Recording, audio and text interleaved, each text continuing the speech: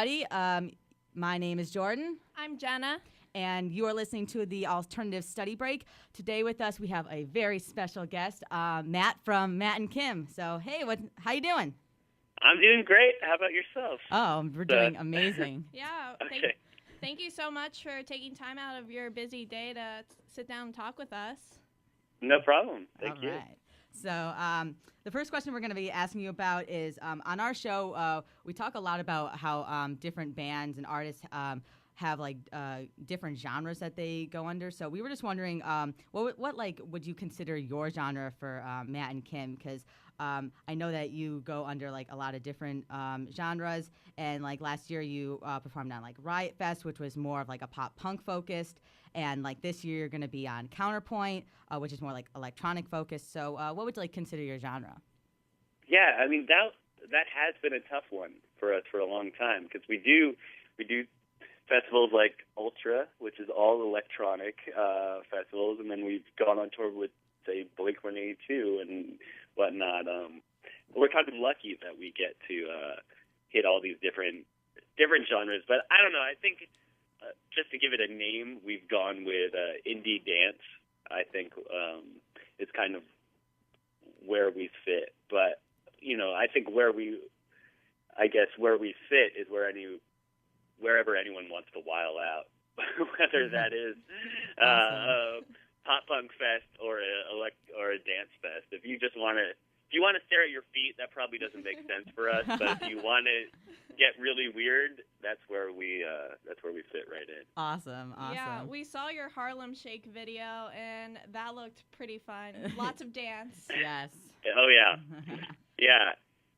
All right, so speaking of how you said you toured with Blink-182, what was it like touring with such big names such as Blink and My Chemical Romance?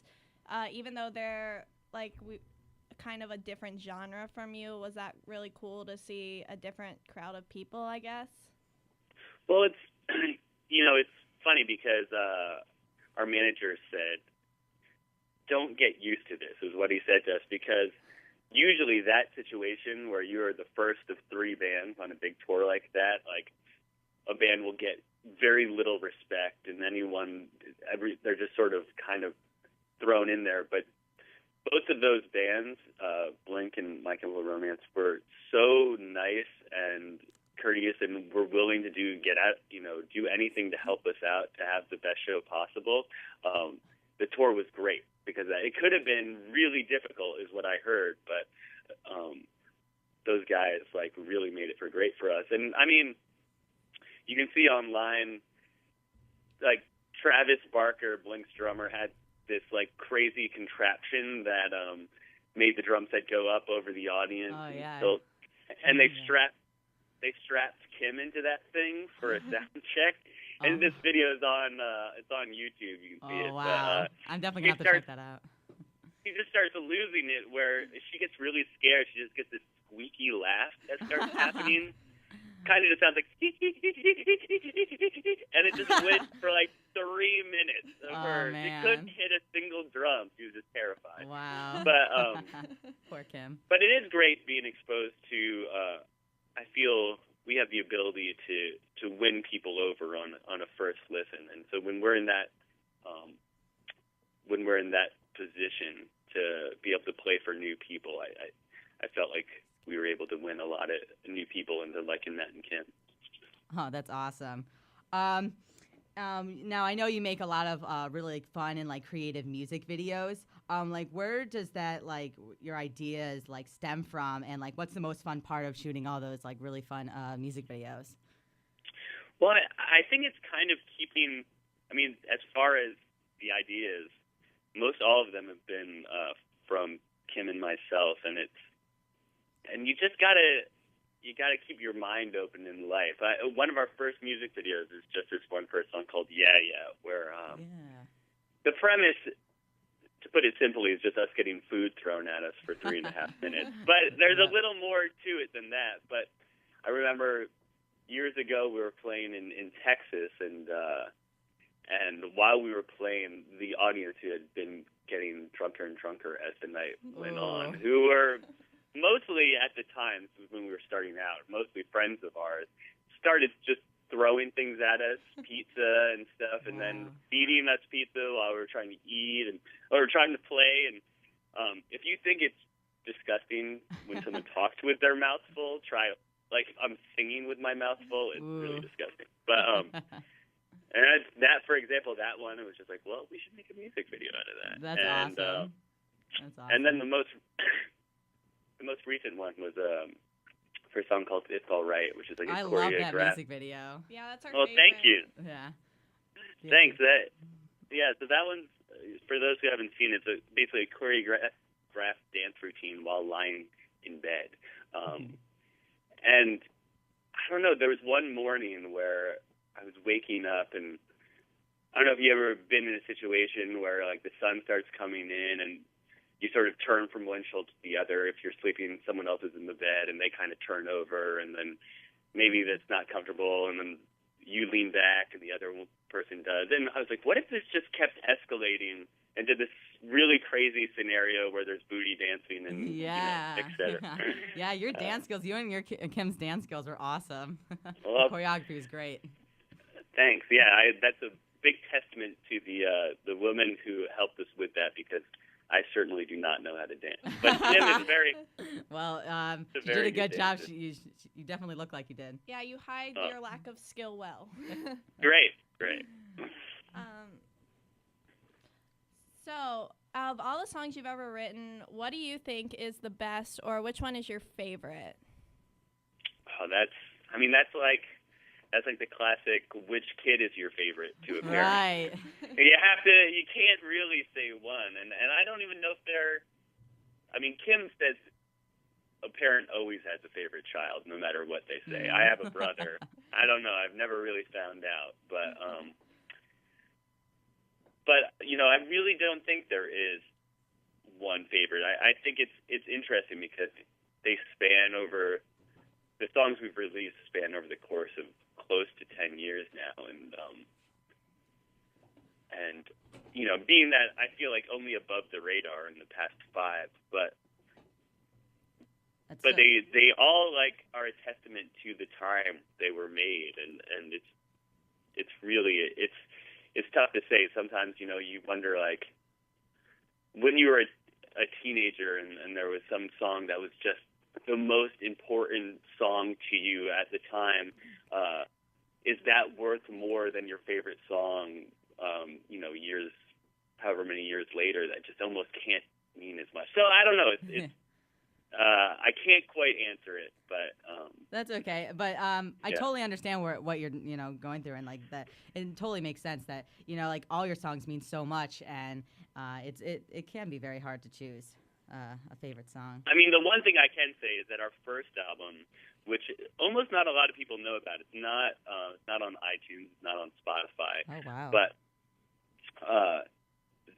I always say there's these bands that start with a lot of hype because they put out their first album and it gets really huge and it's hard for them to follow up. I say we strategically made a mediocre first album so that we could go up from there. Exactly. At least that's what I say. That's really cool. I've never Yeah. heard of someone doing that. That's awesome. So we've both heard some like rumors that you are going to be recording some new music soon. Can you give us like any details on that? Are you going to be like recording in your home studio like you did with your last album? Well,